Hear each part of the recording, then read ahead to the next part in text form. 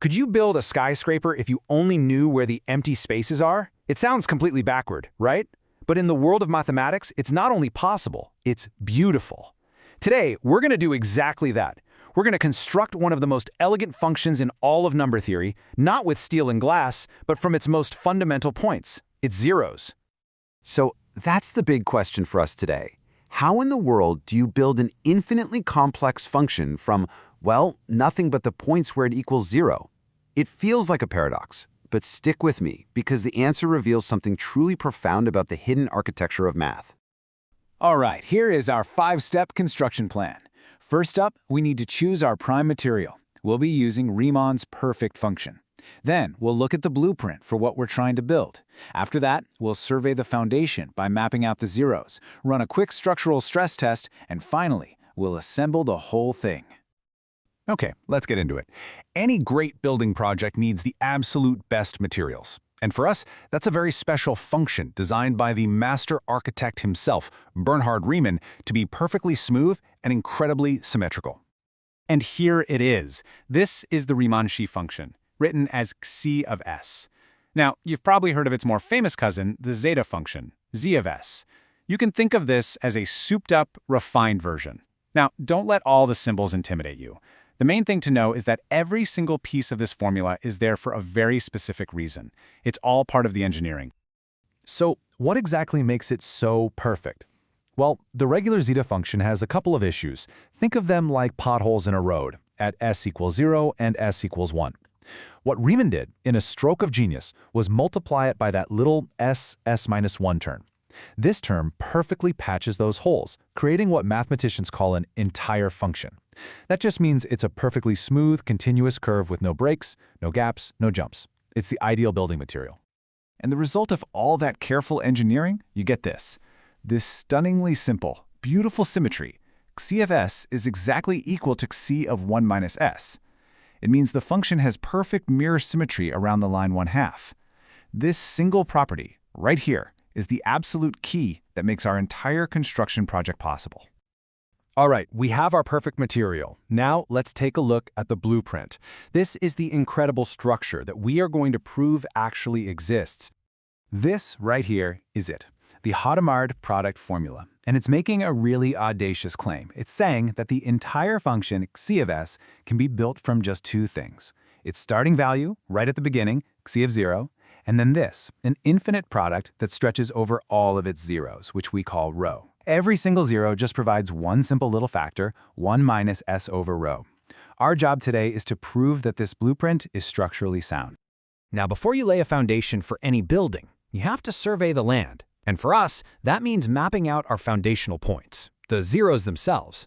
We need to know, are they spread out nicely, or are they all dangerously clumped together? Their exact placement is absolutely critical. The tool we're going to use for this survey is called Jensen's theorem. Now, you don't need to worry about the nitty-gritty of the formula. Just get the big idea. It tells us that if a function gets really big on the edge of a circle, it must have a whole bunch of zeros packed inside that circle. It connects the function's size to its zeros. So after we do our survey using Jensen's theorem, this is what the map tells us. The number of zeros, which we call nr, inside a circle of radius r, grows no faster than about 2r log r. The key takeaway here is amazing. Even though there are infinitely many zeros, they aren't scattered randomly. They're spread out in a manageable, predictable way. And because those zeros are so well behaved, it turns out that this sum here, over all the zeros, is actually finite. This is huge. This is our guarantee that the infinite product in our blueprint actually works. It adds up to a real number, instead of just exploding into infinity. Our foundation is stable. Okay, the foundation is solid. That's great news. Now it's time for a stress test. We have to check if our blueprint actually behaves like the real function. So we're going to compare how they both grow as they head out towards infinity. And the way we do this is actually pretty clever. We create a new function, f of s, which is just the ratio of the real function divided by our blueprint. Now think about it. If the blueprint is correct, then the top and the bottom are basically the same thing, which means this whole ratio should just simplify to a constant number. Our mission, then, is to prove f of s is a constant. But here's the catch, and it's a big one. Both the function on top and our product blueprint on the bottom are growing at an absolutely astronomical rate. We're talking about a battle of colossal infinities here. So how on earth could their ratio possibly be some simple little constant? The solution comes from this profound theorem. It's like a universal building code for functions. It states with absolute authority that any function that is entire and even, which ours is, and that grows slower than I squared, must be a constant. It has no other choice. This is our secret weapon. This is the law that's going to solve the puzzle for us. All right, this is it. All the pieces are finally in place. We have our perfect material, we have our elegant blueprint, we've confirmed our foundation is stable, and now we have our universal building code. It is time for the final beautiful assembly. So here's the final argument, laid out nice and clean. 1. Our ratio f of s is entire and by design has no zeros. 2. It's perfectly even and symmetric just like the pieces it's made from. And 3. Our stress test proved that its growth is under control. It grows slower than is squared.